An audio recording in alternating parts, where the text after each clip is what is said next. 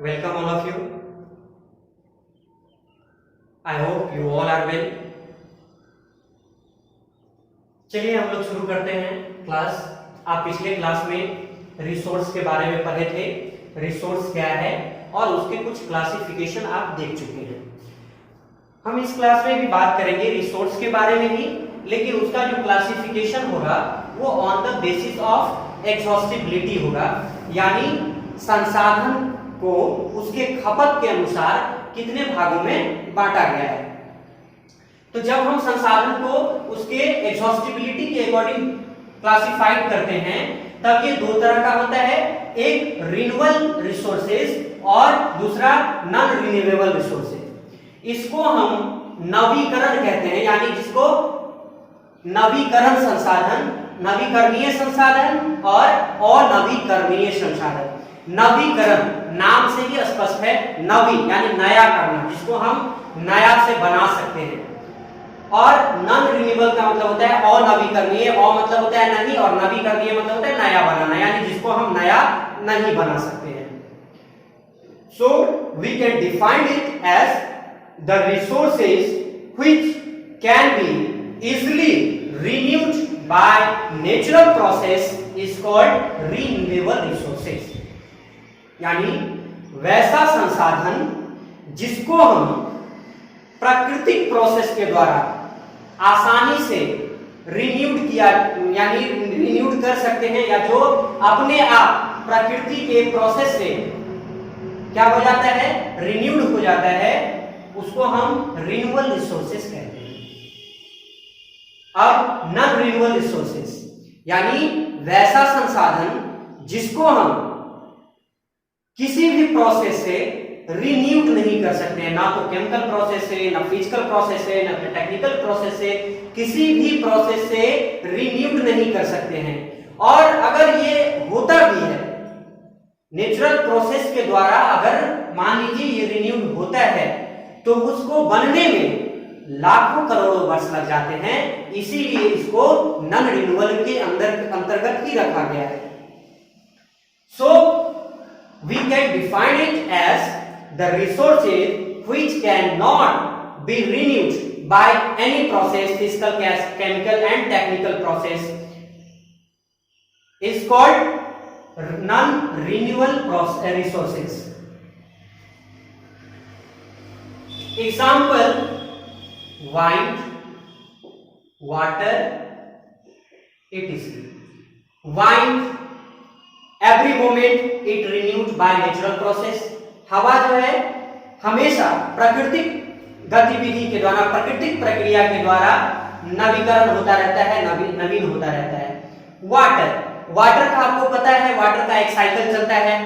पहले नीचे से क्या होता है, वेपर बनता है वाटर, वाटर फिर वेपर बन के क्लाउड बनाता है, क्लाउड फिर प्रोसेस के द्वारा क्या होता है, रेनिंग के द्वारा फिर भूमि पे आ जाता है। तो इसका एक साइकिल प्रोसेस है जिसके कारण ये रिन्यूड होता रहता है, नवीकरण होता रहता है। So this are example of renewable resources. I hope you understand better of renewable resources. Now non renewable resources, you know it cannot be renewed by any process, natural process or human process. If it is renewed by natural process, then it takes lots of time, so it is included in non-renewable resources, just like fossil fuel।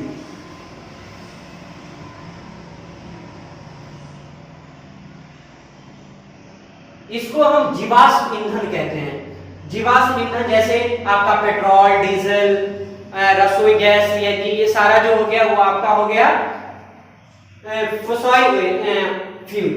अब आप इसको देखेंगे तो ये मान लीजिए petrol है, petrol को आप किसी भी प्रोसेस के द्वारा, आप चाहे किसी टेक्निकल प्रोसेस या केमिकल प्रोसेस या जो भी प्रोसेस है उससे आप इसको रिन्यू नहीं कर सकते हैं। हाँ, रिन्यू होगा एक नेचुरल प्रोसेस के द्वारा, ये रिन्यू होगा, लेकिन ये एक दिन में नहीं, एक साल में नहीं, 100 साल में नहीं, इसको बनने में लाखों करोड़ों साल लग जाते हैं। इसीलिए। और जब इसका जो एग्जॉस्टिंग है, ये जो एग्जॉस्टिबिलिटी है, इसका जो खपत है, वो उसका रेट क्या है, हम लोग दिन प्रतिदिन बढ़ता जाता है। तो बनने के रेट में और खपत के रेट में जो डिफरेंसेस हैं, इसके कारण इसको नॉन रिन्यूएबल रिसोर्सेज कहा गया, क्योंकि आप इसको खत्म जल्दी कर सकते हैं लेकिन बना नहीं सकते हैं। So this is example of non renewable resources. Next, classification of resources on the basis of ownership. आप जानते हैं ऑनर का मतलब होता है मालिक। सपोज करिए ये मार्कर है और ये सच में मेरा है, इसका ये आपका नहीं हो सकता है। इसका मतलब है कि ये मार्कर जिसको हम यूज कर रहे हैं, जिससे हम अपने नीड को क्या कर रहे हैं, फुलफिल कर रहे हैं, उसका मालिक हम हैं, मेरे अलावा कोई नहीं। तो हम इसको क्या कहेंगे कि इस पर जो अधिकार है यह एक पर्सनल व्यक्ति के द्वारा अधिकृत कर लिया गया है, यानी इस पर मेरा इंडिविजुअली राइट है। आप समझ रहे होंगे कि मैं क्या कह रहा हूं, यानी वैसा रिसोर्स जिस पर किसी एक व्यक्ति का अधिकार होता है, जो किसी का प्राइवेट होता है, उसको हम इंडिविजुअल रिसोर्स कहते हैं। यानी जब हम क्लासिफाइड करते हैं ऑनरशिप के अकॉर्डिंग, तो ये 4 प्रकार का होता है। इंडिविजुअल रिसोर्सेज, जिसको हम व्यक्तिगत संसाधन कहते हैं, और कम्युनिटी रिसोर्सेज, जिसको हम सांप्रदायिक संसाधन कहते हैं, नेशनल रिसोर्सेज, जिसको हम राष्ट्रीय संसाधन कहते हैं, इंटरनेशनल रिसोर्सेज, जिसको हम अंतरराष्ट्रीय संसाधन कहते हैं। तो आपको इंडिविजुअल रिसोर्सेज पता चल गया कि जब किसी भी रिसोर्स पर किसी एक व्यक्ति का व्यक्तिगत अधिकार होता है, तो उसको हम इंडिविजुअल रिसोर्सेज कहते हैं या व्यक्तिगत संसाधन कहते हैं। जैसे मैंने बताया कि ये मार्कर जिससे हम अपने नीड को पूरा करते हैं, या फिर सपोज कर लीजिए कि आपका जो घर है या आपका एक जमीन का एक टुकड़ा है जिसको आप कल्टीवेट करते हैं, वो जमीन पे आपका अधिकार है, उस लैंड पे आपका अधिकार है, तो वो आपका इंडिविजुअल है। वो ना तो समाज का है और ना किसी और दूसरे ग्रुप के व्यक्तियों का है, तो उस पे सिर्फ आपका अधिकार है। इस तरह से हम उसको कहते हैं इंडिविजुअल रिसोर्सेज। क्योंकि everything which fulfill our needs that is called resources. और ये जो मार्कर है मेरा या फिर आपका जो लैंड है जो आप कल्टीवेट करके आप अन्न उगाते हैं, तो वो आपका फुलफिल करता है नीड, तो वो इंडिविजुअल रिसोर्सेज हो गया। अब है कम्युनिटी रिसोर्सेज, यानी जिसको हम सांप्रदायिक संसाधन कहते हैं। आपको पता होगा संप्रदाय हम किसको कहते हैं। संप्रदाय होता है एक विशेष वर्ग में जब लोगों का एक विशेष वर्ग बनता है, एक समूह बन जाता है, उसको हम संप्रदाय कहते हैं। और जब किसी रिसोर्सेज पे पूरे संप्रदाय का अधिकार होता है, तब हम उसको सांप्रदायिक संसाधन या कम्युनिटी रिसोर्सेज कहते हैं। जैसे मान लीजिए कि गांव में एक कुआं है, गांव में क्या है, एक वेल है, और उस वेल का जो वाटर है वो किसी एक व्यक्ति के द्वारा यूज नहीं किया जाता है, बल्कि उस गांव के में जितने भी लोग हैं सब के द्वारा उसका यूज किया जाता है। तो वो जो रिसोर्सेज है जो गांव के लोगों को के नीड को पूरा करता है, वो वेल क्या हो गया, रिसोर्सेज हो गया। लेकिन वो कैसा रिसोर्सेज है, वो कम्युनिटी रिसोर्सेज है, उसको हम कम्युनिटी रिसोर्सेज कहेंगे। मान लीजिए टाउन में एक पार्क है या मान लीजिए म्यूजियम है, आप घूमने जा चुके हैं, मुझे उम्मीद है, मुझे विश्वास है, उम्मीद क्या है, विश्वास है कि आप वहां घूमने जा चुके हैं।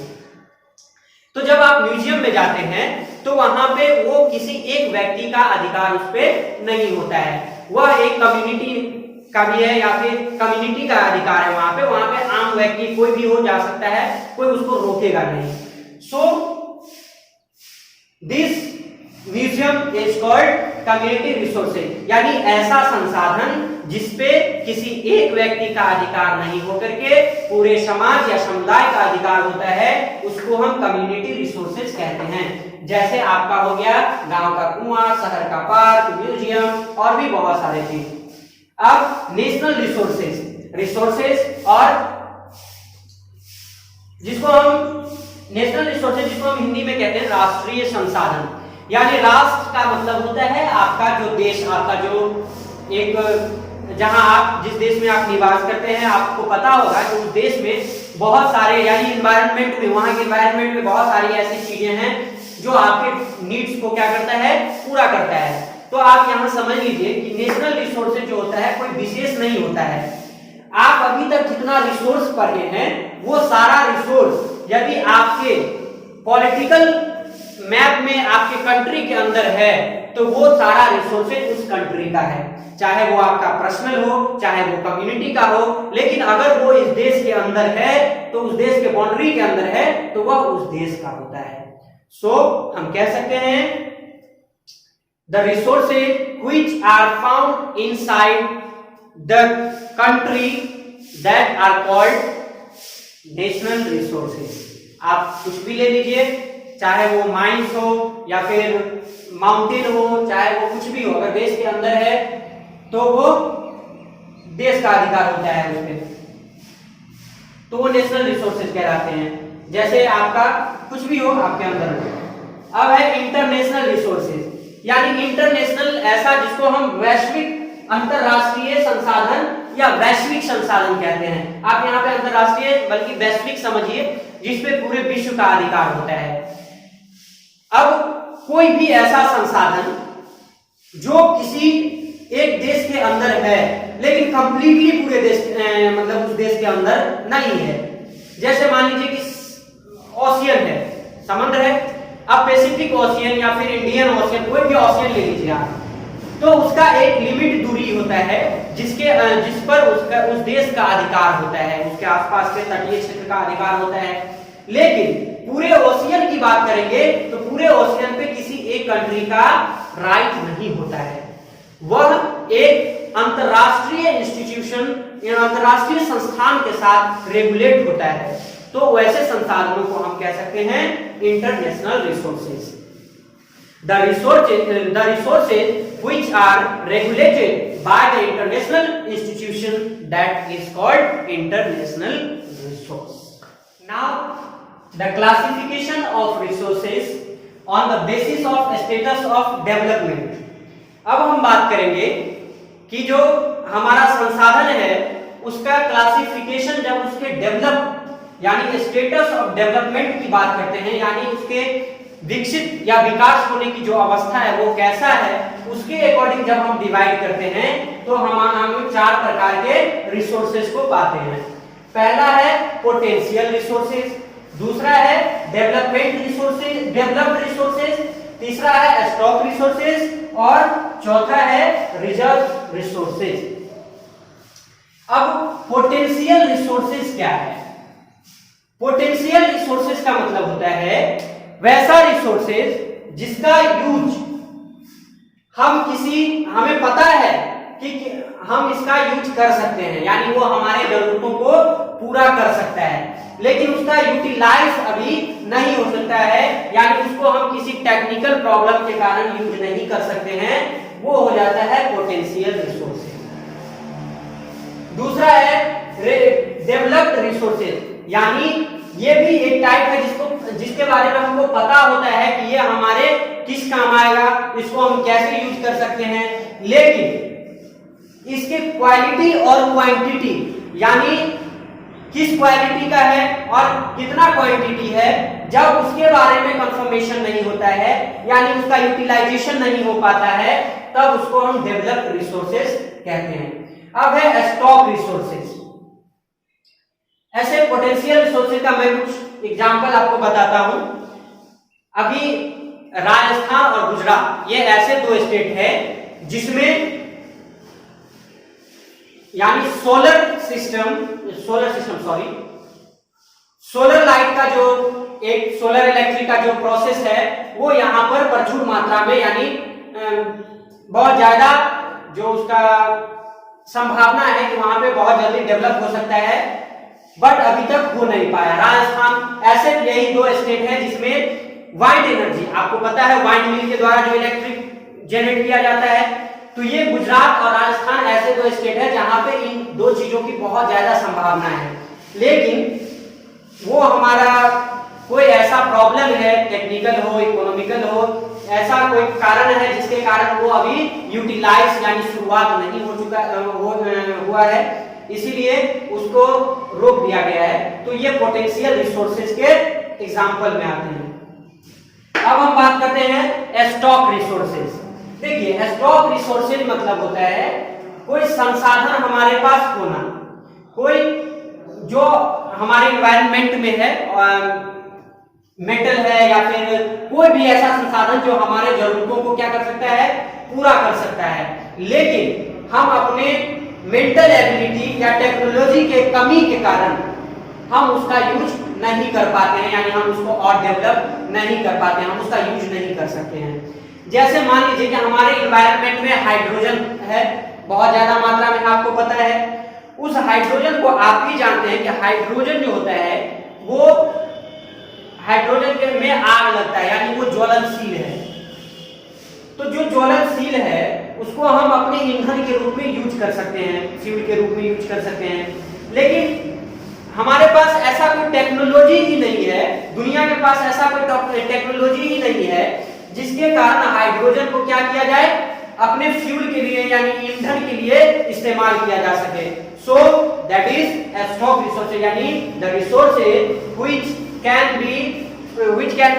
can fulfill our needs, but we have no any technology to develop it or to develop for our use, that is called a stock resources.